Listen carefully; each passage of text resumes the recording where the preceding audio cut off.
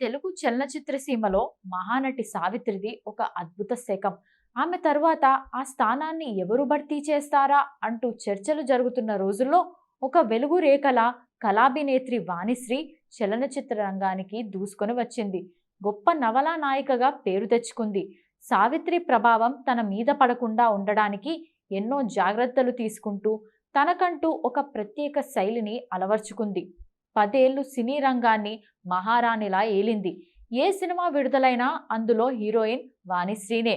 ఒక పల్లెటూరి పొగరుబోతు పాత్ర ధరించాలన్నా, గొప్ప పౌరుషమున్న మధ్యతరగతి యువతి పాత్ర పోషించాలన్నా, రూపలావణ్యాలున్న నవలా నాయికగా నటించాలన్నా ఆ రోజుల్లో ఒక్క వాణిశ్రీకే ఆ అదృష్టం దక్కింది. ఆమె కథానాయిక మొల్ల పాత్రలో పద్మాసనం మీద కూర్చున్న తీరును చూసి నటరత్న ఎన్టీఆర్ ఎంతగా పొగిడారో చెప్పలేం. నటనా రంగానికి స్వస్తి చెప్పి సంసార జీవితంలో ప్రశాంతంగా కాలం గడుపుతున్న ఆ కళాభినేత్రికి ఆగస్టు 3న జన్మించారు.